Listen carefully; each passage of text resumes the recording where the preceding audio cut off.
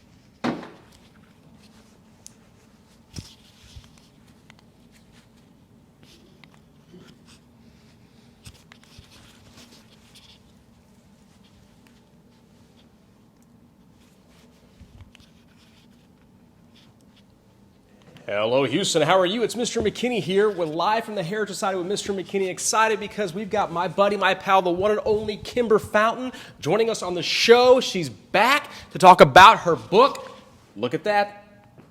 The Red Light District. We're excited. We're going to do this right now. Before we do have Kimber on the show, we want to make sure we invite Allison Bell, by the way, who's our Executive Director for the Heritage Society, to come talk to us about what's going on at the Heritage Society. So here's just some of Kimber books that she's got, and you can get all these available, by the way, at booksbykimber.com, booksbykimber.com. But real quick, let's have Allison Bell join us on the show. Allison, welcome. All right, so tell us what's going on at the Heritage Society. Most recently, probably our recent large event that we had about a month ago to celebrate a very important milestone. What happened here a month ago? Sure, we celebrated our Founders Day. We were founded June 4th, 1954. So we had a really lovely party at the Kellum Noble House. Had some of our new board members join us. It was a beautiful evening, and Mr. McKinney offered the bus tour. So he took the group after they had merriment in the house and had a tour. Yeah. And what else is going on at the Heritage Society for folks to listen into? So I wanted to let you know that, as many of you may know, we are in the 4th Ward district. So we're, Freedmanstown 4th Ward is our zone, and that's where we're zoned to. And we are excited to announce that part of our suffrage exhibit that we've talked about so much over the last year is going to be traveling a couple of blocks over to the Antioch Baptist Church, which was, of course, as you know, built by and founded by Reverend Jack Yates, whose house is in our park. So we are going to be sending that exhibit over, and it's going to be on display for the next several months, thanks to our board member Martha Whiting Goddard and Pastor McElroy. So we're excited to share. It's the African American suffrage portion of the panels, and we're excited to have this continue on for a while. Wonderful. And again, the wonderful ladies that put that together, of course, Betty Trapp Chapman and also Ann Sloan and Ray Bryant actually helped with a lot of this too. So we're excited to have those ladies help out with that as well. Well, what else is going on at the Heritage Society? And then I just wanted to remind everyone, it's the wedding season, and we have beautiful facilities for rent. We have a beautiful church built in 1891 by German and Swiss immigrants. Actually, I think that's where Kimber was filmed last time she was here. And so I think now that people are getting back out and about and planning their ceremonies, I wanted to remind them of that. We have a really lovely bandstand that I do a lot of smaller events on. And then, of course, we have Connolly Plaza, which is a big open plaza with beautiful trees and a mural. So check us out. Go to our website or call me, and I'll come bring you on a little private tour if you are thinking about getting married or renewing your vows. Now, also, there's opportunities for people to give. I think, do we have a recent challenge grant that's been happening lately? We just finished a challenge grant, and we actually went 30% above our goal. But we are always looking forward to donations. We actually had a few new members sign up over the weekend at our 4th of July, which was actually 3rd of July event in the museum. Lots of people stopped by. We had specialty tours, gave away little flags. So, yeah, we're always loving donations, but we were very excited that we met our goal. Wonderful, wonderful. Anything else for the group? No, we're just so happy to have you back. It's these month long. It seems like a long month, and I'm excited to hear Kimber again and see her new books. Oh yeah, Kimber Fountain is wonderful, and thank you again to Allison Bell for joining us. Heritage Society. More information at heritagesociety.org. Thank you again for joining us and updating us on what's going on. Once again, more information at heritagesociety.org. Thank you again. You got it. Well, we want to make sure we thank Randy Tibbetts for joining us last month. We had a great talk. Randy Tibbetts joined us to talk about the history of Houston's LGBTQ plus community on Pride Month. So we really appreciate him doing that. Randy Tibbetts, of course, Houston, We Have History was really the focus of his talk, and want to thank him for doing that. Now, you can see Randy Tibbetts' talk that he did last month and all the talks that we have on our YouTube channel, the Heritage Society's YouTube channel, also Mr. McKinney's Historic Houston YouTube channel. Both are available to be able to see the past episodes that we have. How about that? There you go. Make sure you go ahead and like and subscribe to it. With only 200 plus subscribers, we need more people to subscribe to the Heritage Society's YouTube channel. It costs you nothing to subscribe, and you may not think that you have a YouTube account, but if you have a Gmail account, you actually do have a YouTube account. So go on there real quick, like and subscribe, share the videos. They're all available, and we'd love to have you do that.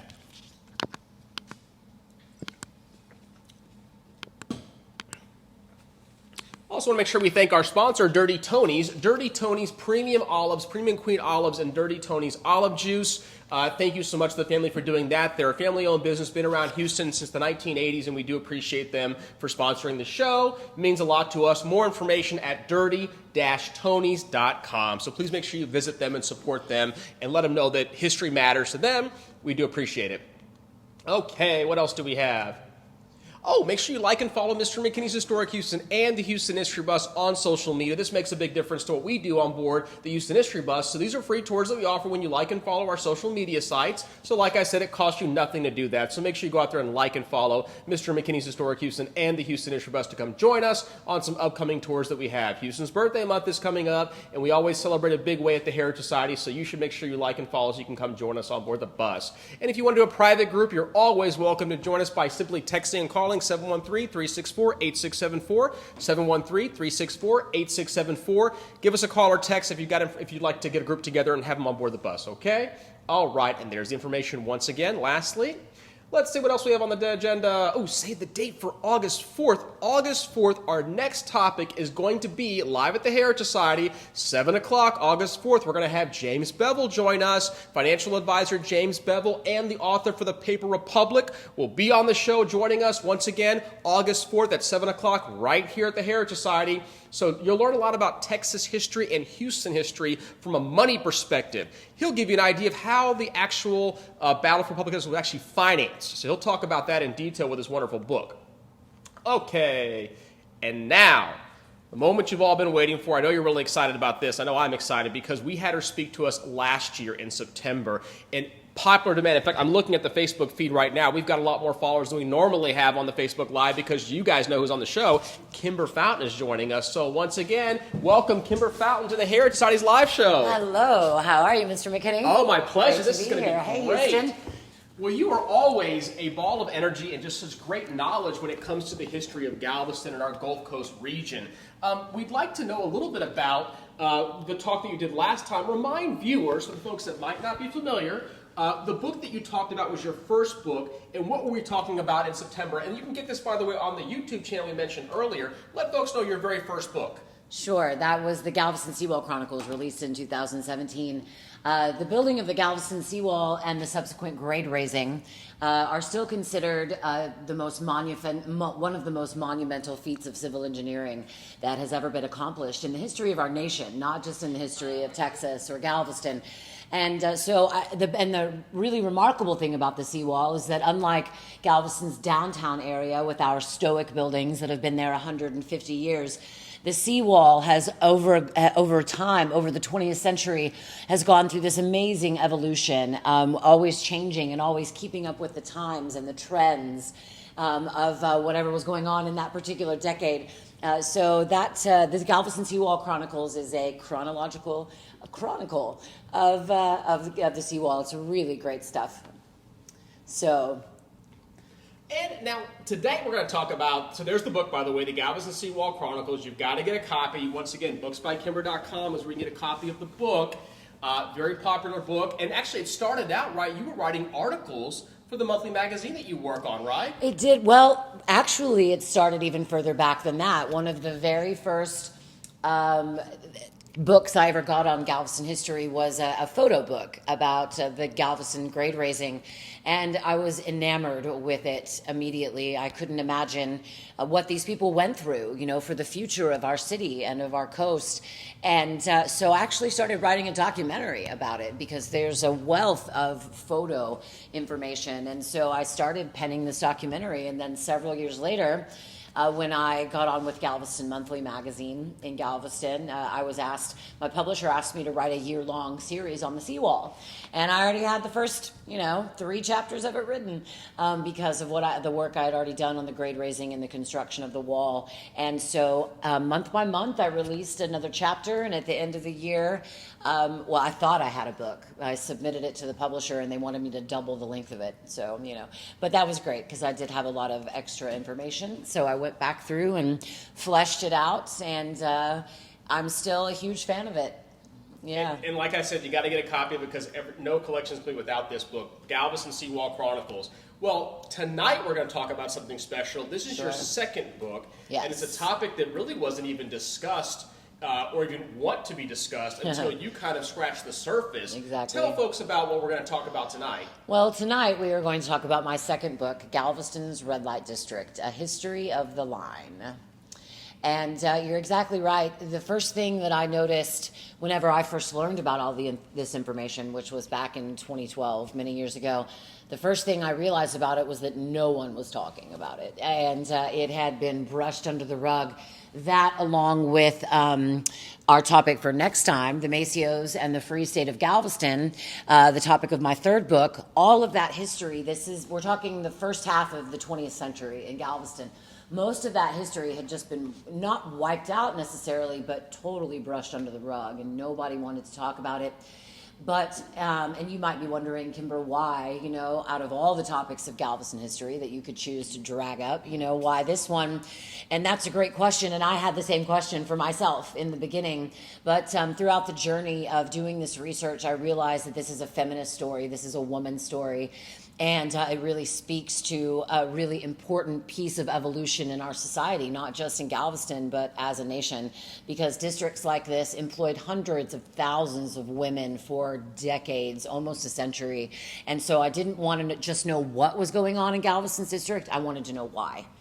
And that's just it. There's always a reason why. Yeah. When it comes to history, like, for example, why did they raise the city of Galveston, 12, 13 feet up? Sure. That's an obvious answer. But yeah, a little bit of humanizing these women and talking about their story, and you do it so well in your book. Thank you. So let's start. Let's take people Sure. on a journey. Well, before we do that, let's talk about how you got started in Galveston history, because like I said, you're one of the most knowledgeable people that I know when it comes to island history. And there's lots of folks out there that study this like you do, Yeah. but you seem to present it in a very special way with not just these 3 books, but also with your walking tours. Let listeners know a little bit of how you bring this book to life when you do Sure. your walking tours. Thank you for bringing that up. Sometimes I forget. I love my tour, and sometimes when I get talking about the books, I forget about it. Yes, I have a tour called the Red Light District Tours of Galveston. It's actually based on my second and third book, not just the Red Light District book, but also the Maceo book as well, because the Maceos weren't really involved in prostitution,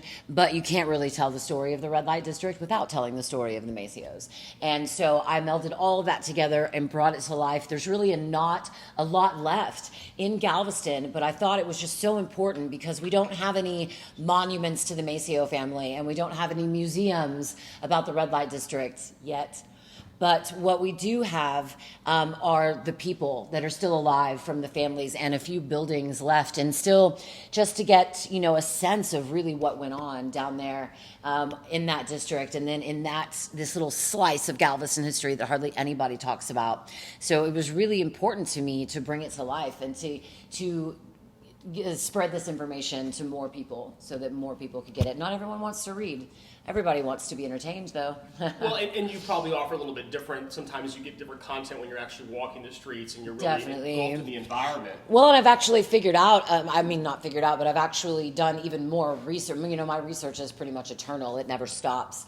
And so I've actually found some more stuff out about the district since I wrote the book. And, so the tour gives me an opportunity to share those new. And, in my first book, I called Galveston history the Mary Poppins bag of history, because it just keeps coming and coming and coming. So, It's funny, and you mentioned, I'm sure just like when I do my lectures also, I always meet people in the audience that have some great stories to share as well. Yes. And it's funny because, Houston legendary attorney and icon Charles Foster and I talked 2 days ago, and he mentioned you. He said he was Really? he might be listening right now, might be watching right now, and he said that he actually remembers the Red Light District. Yeah. And he's in his late 80s. Okay. So, he's somebody who not remembers being as a kid, he says, as a Sure. child. He remembers hearing about that and whatnot. So it's just Everyone interesting. knew. Yeah, everybody knew, but the contemporary history, like what's great about what we do in regards to that is there's still lots of folks still alive in the 20th century. I know you talk about this with Maceo, for example, because we had done the radio show, the Houston Hour with Mister McKinney and Heidi Vaughn yesterday on the air. You were discussing that. It's great to write contemporary history kind of because these individuals are still alive and tell stories. Yeah, So you get a lot you're of exactly that out there, right. too. You're exactly Well, right. like I said, tell viewers out there real quick, how did you get started with Galveston history? Well, I kind of touched on that just a moment ago when I received the very first book about Galveston history that I'd ever read when I first moved to the island, which was over 10 years ago, by the way. I just had my 10-year anniversary as a resident of Galveston. And I was struck not only by the genius of the organization of the grade raising and the implementation of it, but more than anything, I was struck by the people, the tenacity, the will to survive that Galveston, is just flush with. And honestly, that kind of lent itself to seeing and learning about modern people, the modern population and the modern residents and business owners, nonprofit organizations. And, I lived in Chicago for a long time, and before that, Austin. But in Galveston, there was just something different about this town and the people. And it was honestly the people living today that made me want to research Galveston's history, because I wanted to know how in the heck Galveston got so cool. I really did. I was very interested in that. So in writing the second book, Galveston's Red Light District, the history of the line, what is something you found out that was just extremely fascinating? And we're going to go in detail right now. Sure. But let us know that one thing that you just were like, had no idea. Well, I guess the reason I had no idea why it was happening at all. I mean, the Galveston's district lasted for 70 years between 1890 and 1960. It employed at its peak over 1,000 girls at a time, and that's just at a time. That's not cumulative over 70 years. But the interesting piece of that is that Galveston was not an anomaly. This was a pretty common scene in major urban areas and seaport cities all over the nation at the time. And so again, I wanted to know why this was happening, why all of these women were doing this job, were working in this occupation. And but so we're going to get to that by the end. But aside from that, also was what really impressed me the most was probably the ingenuity and the business sense of the madams who ran these brothels. I mean, they had it coming from every angle, and their business wasn't legal. So they had that on top of it, on top of being female business owners back in the first half of the 20th century. And so the way that they were able to finesse and maneuver the political climate of Galveston at that time was just really awesome. It was really mind-blowing, yeah. Look at that. Well, we're going to dive right into, once again, your second book, Galveston's Red Light District, The History of the Line by Kimber Fountain. Well, let's talk about it. All right. So this is a map from 1936, Galveston, actually. And so roughly maybe the halfway point, a little over the halfway point of when the district existed. Let me just sidestep really quickly. So the book is actually, this is my one history book that I did not write in chronological order. And the reason I didn't write it in chronological order was because I had a very specific purpose in mind for this book, and that was the cultural vindication of these women.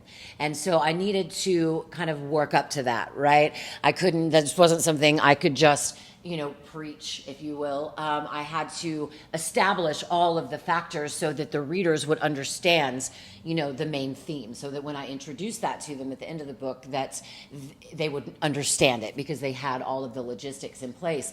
So the first part of the book is just about the district itself, why it existed and how it formed. So if you want to take a look at the map here, most of you are probably familiar with the layout of Galveston, but we have, of course, this says Galveston Channel, but that's what we call the Galveston Harbor today, right? The bay, Galveston Bay. So, and this is the main area of downtown, but originally that was the only part of downtown, this very concentrated area right here around Strand Street and Market Street. It was basically just maybe like a 15-block radius right here. And that was the original part of Galveston when it was founded in 1839. So then you think naturally in the growth of an early American city, the residential areas are going to kind of grow out from that commercial district, right? So in the early days of Galveston, we're talking mid-19th century, we have this commercial nucleus and this big arc of residences that went around that nucleus. Well, starting in 1861 and then after, as Galveston's commerce continued to grow, they made the decision to expand downtown. And so what they did was they expanded it southward. So they took this concentrated area and they expanded it this way towards Broadway, right? Effectively fracturing that residential arc that had been right there. So it created this kind of wrong side of the track scenario. And if you're familiar with Galveston, it's still very prevalent even today.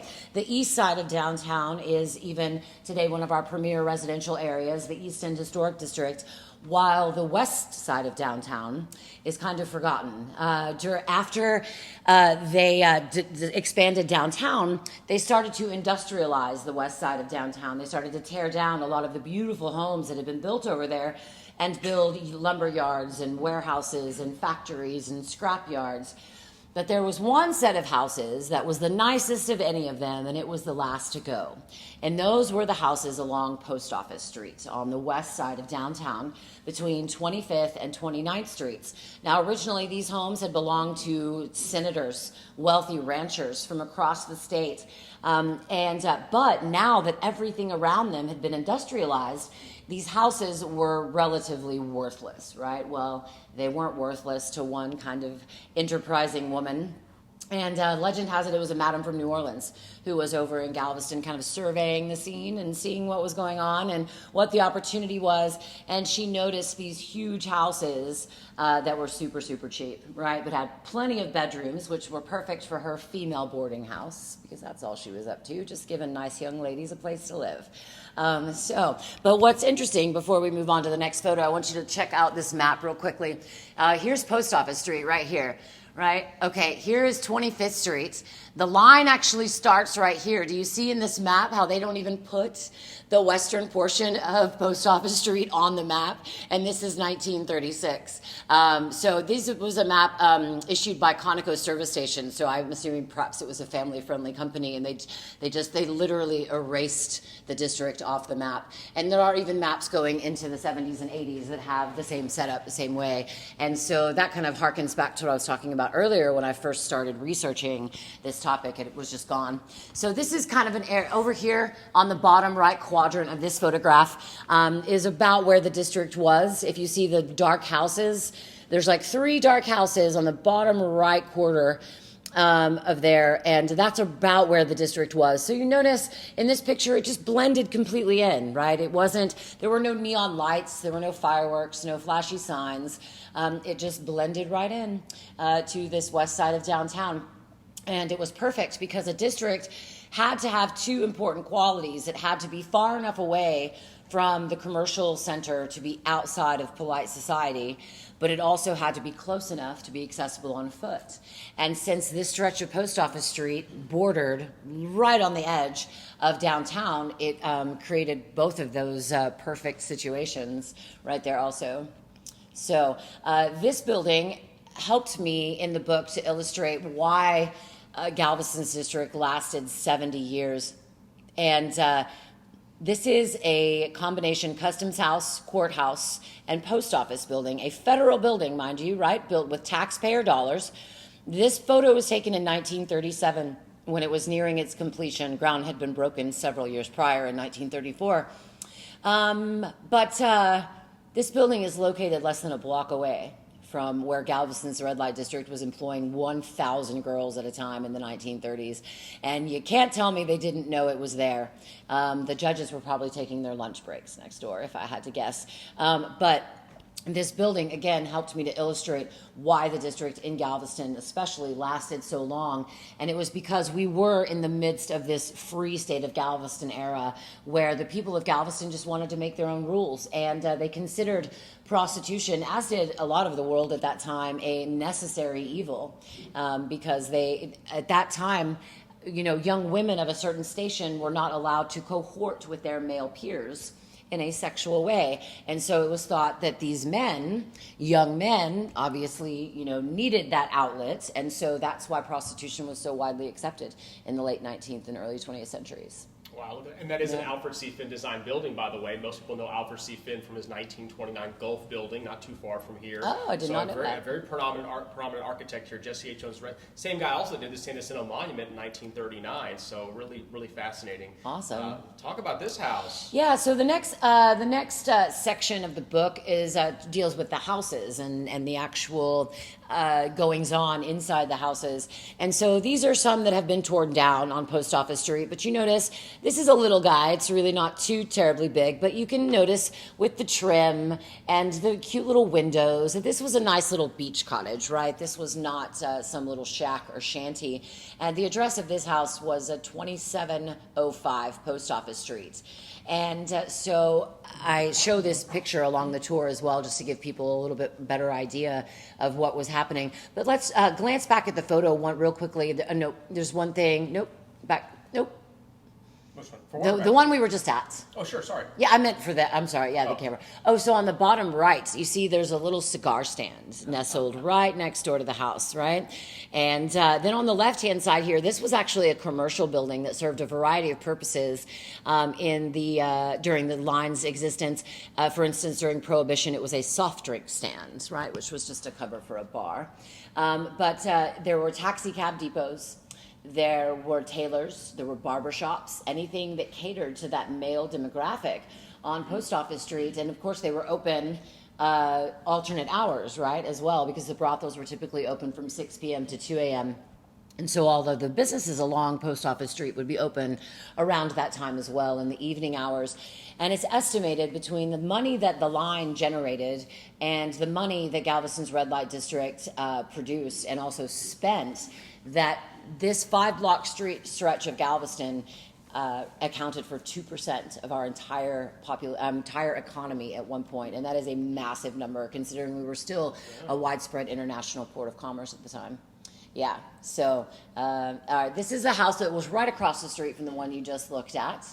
And so these pre-Victorians had a lot of advantages for the madams. The large porches would typically be screened in with lattice, and they would use those kind of as a holding area because it was not an open door policy. You did not just walk in the front door. You had to be vetted.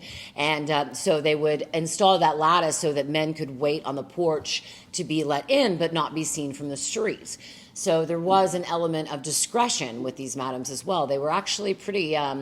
I guess you could equate it to honor among thieves in a way. You know, they were very particular about the way that they did their jobs, and they were very keen about customer service as well, you know, for lack of a better way to put it. All right, so this house is just down the street. This is probably one of the most well-recognized former brothels in Galveston. It's at the corner of 26th and Post Office Streets, and it is currently owned by a gentleman and lived in. And so, but it was originally built by a woman named Molly Waters in 1886. And this house is a treasure because it's the only house that we know that was built specifically to be a brothel, as opposed to all the other houses, brothels that simply took over the existing structures there. And but Molly Waters was also instrumental in Galveston's district and the way it played out, because she was the very first madam to open what was called a high-end brothel. So you had these low-end brothels, which I've read was like going in and picking up a pack of cigarettes, right? It was just a business, and that was it. But then you had these high-end brothels. And at the high-end brothels, it was an ongoing party pretty much all night long. They had live music. They had a full bar. The girls usually cost 20 to 30 times the price of what they would cost at a low-end brothel. But it was the ambiance and the atmosphere that these madams produced that really collectively put Galveston's district on the map and really made it sought out by, you know, national politicians and wealthy men from all over the country. Yeah. And I've got a question. Sure. I serve on the board of the Harris County Historical Commission, and there's obviously a Galveston Historical Commission, the ones that put those black and silver markers up all around Harris County. Mm-hmm. Are there any markers in Galveston County that talk about this part of Galveston's history that may not be often discussed? That's a great question, and no, there are not. And that was really one of the biggest driving forces behind all of my work, not just this book, but also the Seawall Chronicles and the Maceos, because all of our what I call mainstream history in Galveston is really geared towards our 19th century history, and that's for good reason, because Galveston was, you know, quite a spectacle back then. We were the second wealthiest city in the nation, second only to Newport, Rhode Island, which was the home of the Vanderbilts, but that doesn't tell the whole story, right? But also because this other alternate era of Galveston history in the first half of the 20th century, because it hinged on vice and it hinged on illicit businesses and illegal businesses.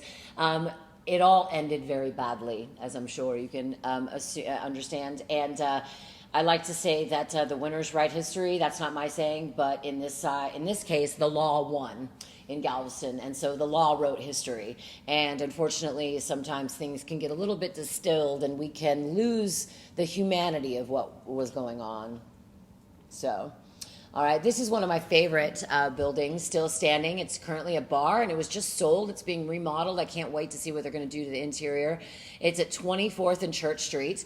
Now, this brothel was located on the interior of downtown, and this building was built in 1935, so it was one of the first, if not the first, of these brothels inside downtown to do this kind of presto changeo act that they had going on. So what they would do is they would open up a legitimate business on the bottom floor of the building, and then they would house the brothel upstairs, and that legit business would perfectly disguise the brothel going on. And so you notice the double door on the left there leads straight to a staircase. Sorry guys, leads straight to a staircase that goes right upstairs. And and then on the far right, so you can see in the bottom right corner right there, that was the entrance to the gambling den in the building as well. So it was a one-stop vice shop. Very cool little building. And yeah. I love the irony of it being on Church Street. I think that's... And it's actually surrounded by about 4 churches too as well. But as we say, only in Galveston. Yeah. This was another one of those dual buildings, but this is a very different little piece of the story and the evolution of the district, because this building is actually on Market Street. And Market Street is 1 block away from Post Office Street. So in 1957, when the brothels on the line were raided and all of them were shut down with what was called a civil injunction, the tenacious ladies of the line packed their bags and they moved 1 block away over to Market Street, and they operated here on this street for another 10 years. This building's on the corner of 27th and Market. And in the 1960s, it shows up in the city directories as the Welcome Inn, INN, but still got a little ring to that, right? And so you'll see the same setup here. This little door over here on the left goes straight to a staircase that leads right upstairs. And then down here, the listing mentioned that there was a restaurant with the hotel, so I assume it was the restaurant that was located there on the bottom floor, and then the hotel, air quotes, that operated upstairs. Yeah. This is another house that's off the beaten path, and it's on 33rd Street in Ball. And I've had the distinct pleasure of meeting the current owners of this house. They let me tour the inside of it. Later on in the 70s and 80s, it was used as a flop house or a boarding house, but still has a lot of history in there. And so think 33rd and Ball. All right, and the main part of district, Galveston's on a grid, if you're not aware, and so the main part of the district was between 25th and 29th Streets. So then 4 blocks west of that, this is at 33rd Street. This was really the furthermost, westernmost brothel that I could find, at least during this time period. And then going to the other direction, east, the furthest east I found, at least until the 1960s, was on 20th Street. So between 20th Street and 33rd Street, and that's a really huge expanse of space that brothels were spread out over in Galveston's history, for sure. So this is the one on 20th Street, by the way, that I mentioned. That building is still here. The main area where you see the Fiesta Marts, it was called the Rainbow Club, and then that little door on the right was called the Rainbow Room. So if you were looking in the city directory, you would know whether to go into the club or the room, depending on what you were after. This house was right next to Molly Waters' house. It has since been demolished, but it's a great illustration of the lattice that I told you about, that they would install around the porches. And the lattice, this one's curious because of the lattice on the second floor as well. My assumption is that that was some sort of a smoking area. You know, makes sense, or some fresh air. That, by the way, that house was owned by a woman named Lula Wilcox. And Lula Wilcox was a stunner. All accounts say she had hip-length red hair. She could just turn every head in the room when she walked in. But she became one of Galveston's more successful madams. And I really gained an affinity for her because she was one of the very few madams that actually left black and white evidence of her existence in Galveston that wasn't just hearsay. And the reason that was rare is because these women, there was one very distinct thing about working in Galveston that they had going for them, and that was anonymity. These women weren't from Galveston, by the way. They came from all over the United States to work here. And so they could come down and make whatever money they needed to make and then return home, and nobody would know where they'd gone unless they told them, you know. Of course, prior to the days of us broadcasting our entire lives on the internet. Yeah, so so you see Lula, I don't know if you'll be able to, you maybe can zoom in. Lula's right here on the census. Point being, it was very rare to find a madam's name on a federal census, but this is from 1944. And then if you scroll over to the right, under the heading that says occupation, you will see it says landlady and rooms.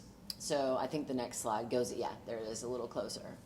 Landlady. So they pushed that cover hard. They sure did. And this is one of her business cards, her calling cards that serendipitously showed up in the archives in Galveston, like right before my book came out. It was really cool.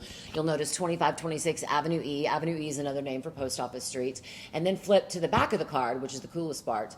It's dated June 16th, 1930. It says Lula Wilcox, $100. The best guess I've ever heard for the scribble on the bottom is general labor. I'm not sure if that's what it says. So it could be an invoice or an IOU, or could it be a gift card? Let's flip back to the prior. You notice how there's a 50 down there that's circled and a 25 up in the corner. It has a dash by it. So yes, so this was a punch card, I guess you'd call it. A credit, a store credit. There it is. That's what I was going for, store credit. Yeah. So that brings up the next section of the book, really, which were the madams, which I go into as much detail as was possible. They were pretty ephemeral characters. They didn't leave many traces of their existence. But this is one of the only pictures of a madam we have known. Back down in the bottom left, you'll see her name was Mary Russell. They called her Gouch Eye. You can notice one of her eyes is a little wonky. But the first thing you'll notice about her is that she looks like a school marm, right? She's a very big, far cry from the feather boa clad, bustier wearing madams that you would expect, from the old Westerns. And she became one of the most successful madams in Galveston's history, and you can see why, sitting right there at the table with her. She employed college girls exclusively. She recruited college girls from all over the nation. And they would come down here and they would work for their college tuition. And then they would go back and get their education.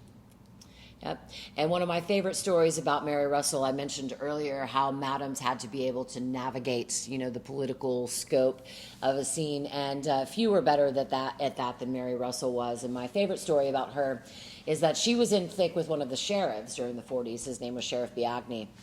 And so they developed this little scheme. And Mary Russell purchased 2 houses that were right next door to each other and then built a runway that connected them at the back. So even though Galveston's district did last 70 years, every once in a while there would be an outcry or an uproar, from a concerned citizen or something like that.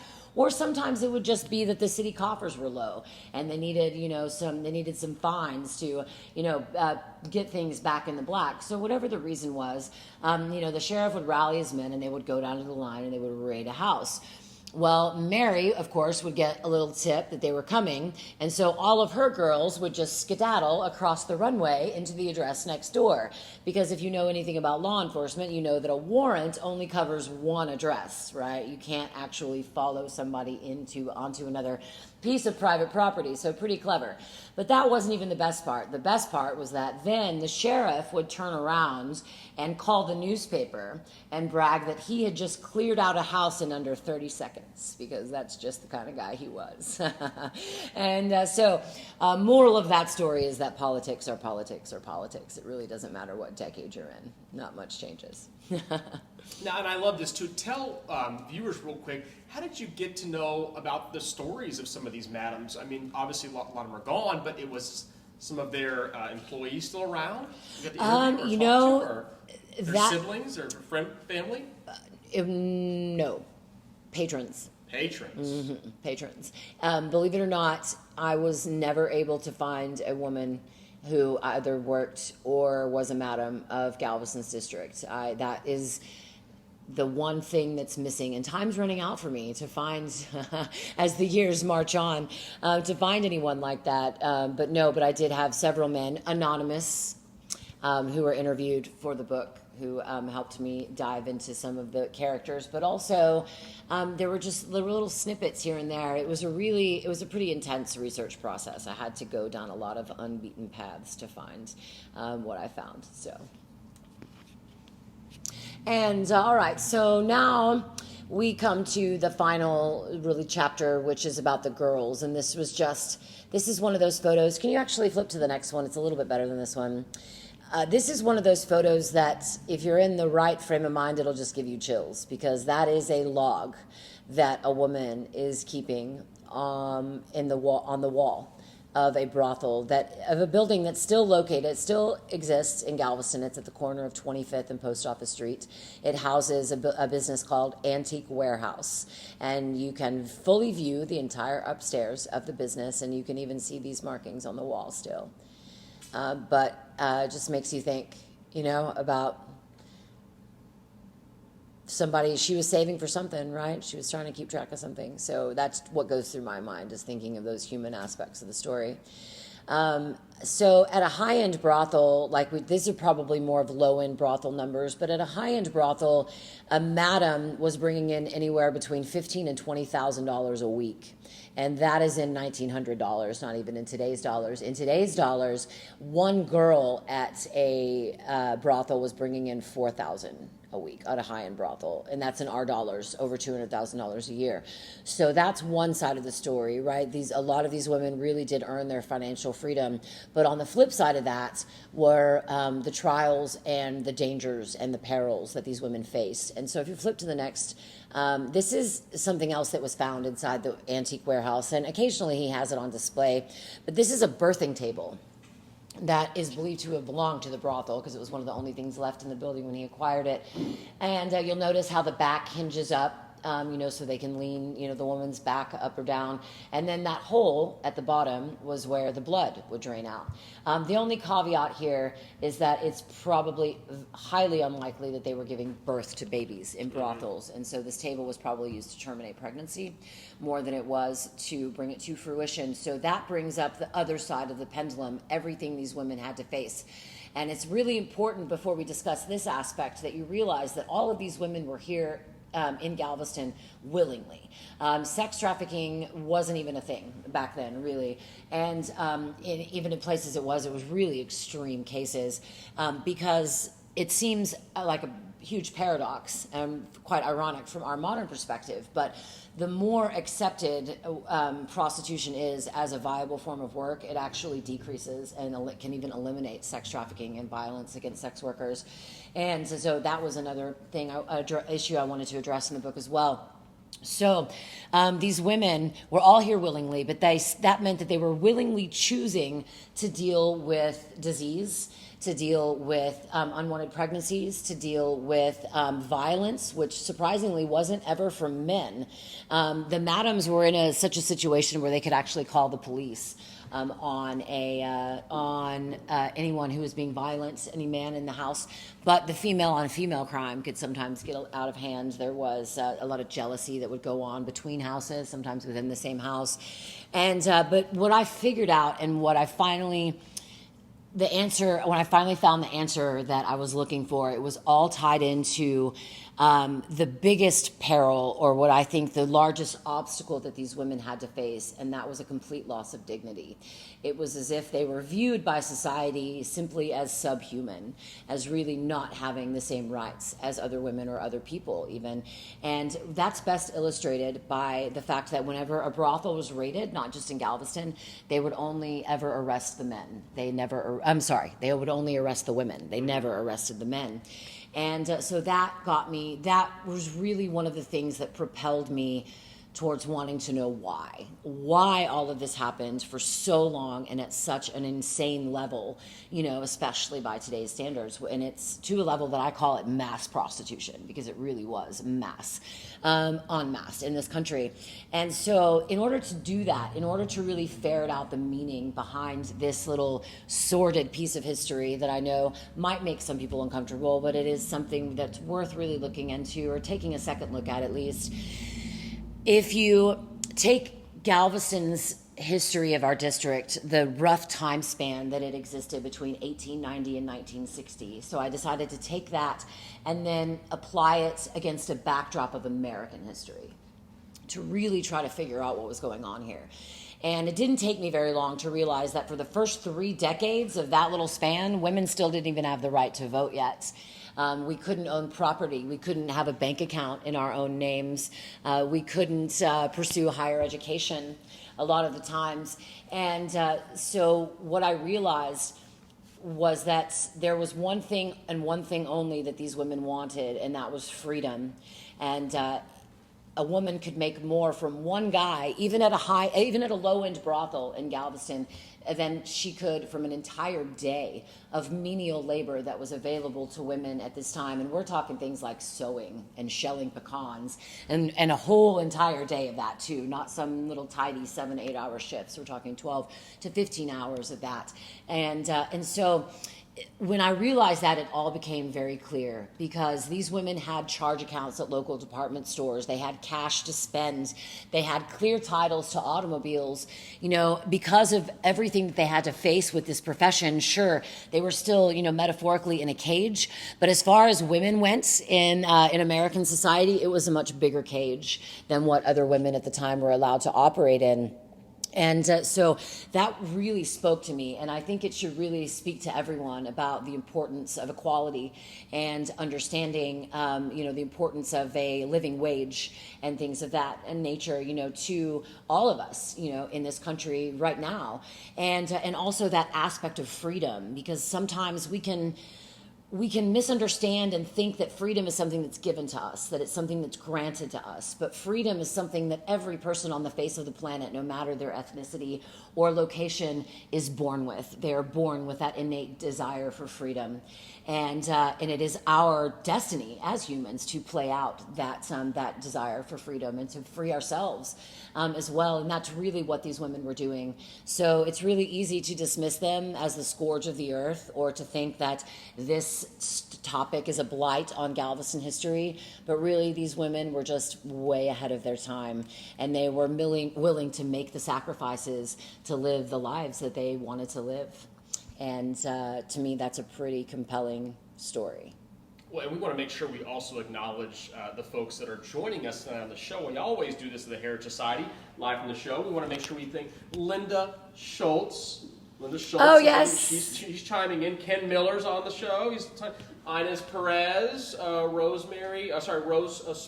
Spalding.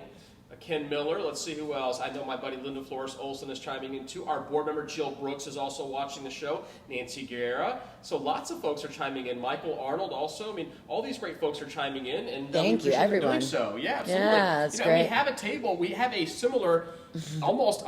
It's a little bit older, obviously, at the Heritage Society on view here. So I want to invite people to know about the museum that we have here at the Heritage Society. You can absolutely come check out not just this particular chair table, but you can also see some exhibits from the Kellum Noble House on display. So lots of great things that are happening at the Heritage Society. But let's continue. Let's see. What's the next one?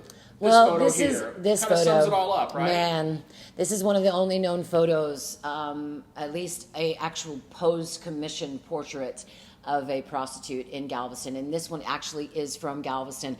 You will see a few photos fly around there if you look up on the internet or different tours and stuff. But if the photo, let's put it this way, if the photo isn't in my book, it's not of an actual Galveston prostitute, but this is one of them. And I just look at that face she just looks fierce.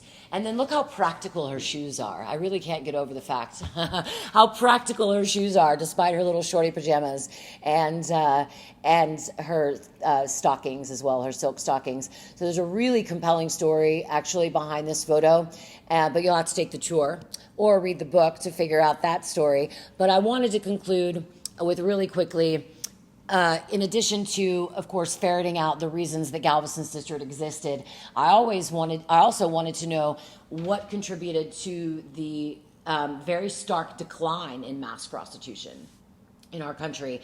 And that happened in the 1960s. And there are some folks that will credit some religious organizations that were very violent and very assertive about shutting down districts. But when you look at the numbers, after these organizations made their big pushes, they didn't eliminate prostitution. They eliminated the districts, but the levels of prostitution that existed in those towns was still the same after all those organizations interfered. But there was one thing that it took to eliminate mass prostitution, and that was, quite frankly, the 1960s. A lot of great things happened in the 1960s, but two specific movements that you would never even think to equate to prostitution. But the first was the second wave feminist movement. Unlike the suffragettes, who were the first wave, and the third wave, which is what we're in now, the second wave of feminism in the 1960s was specifically geared towards employment, increasing employment opportunities for women, and also increasing wages and giving them opportunity for advancement as well. Hand in hand, almost simultaneously, the sexual revolution was happening. And that really took a lot of the stigma off of female sexuality, changed the way we looked at things, and also changed men's minds a lot too, because they were like, hey, instead of condemning this woman, who's my peer, how about I think it's much better to engage in this relationship with a consenting peer as opposed to going into a brothel and, engaging with someone who's been God knows, who has God knows what and been God knows where, So the key of that is that it points to the stark but sometimes inconvenient fact that evolution and progress happens, but it takes time. The suffragette movement took 50 years. It took us 50 years just to get the right to vote.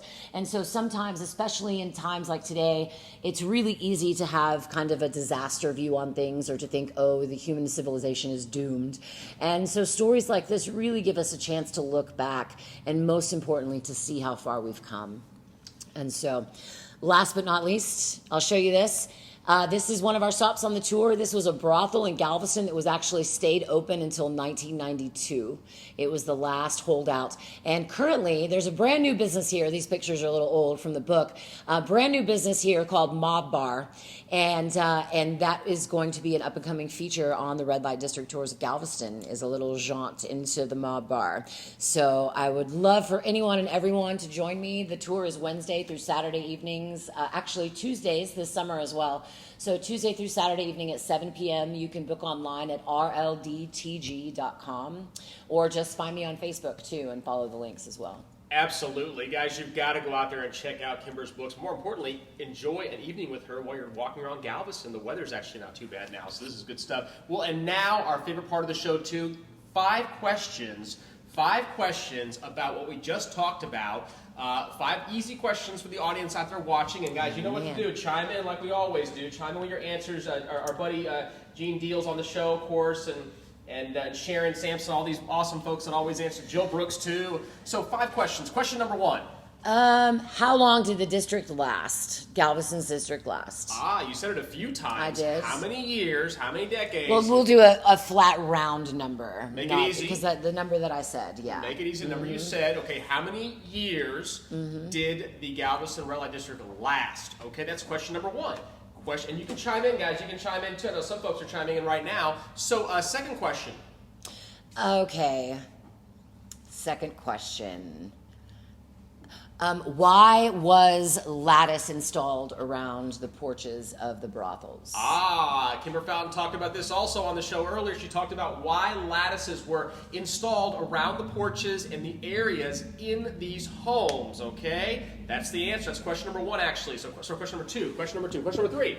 Question number 3 is, what was the main cover that these madams used as a business front? There was one specific thing I mentioned that, well, actually a couple different times. We'll take a couple different answers. Okay. Because either it's their occupation or it's the title of the business that they were running or the general. Is this a small hint? Does like the census records have to do with it Yes, a little bit? Okay, a little that's your bit. hint. Yeah, So that's you're your going to get for hint. question number 3. Okay. That's going to be it. That's question number 3. Question number 4. Question number 4.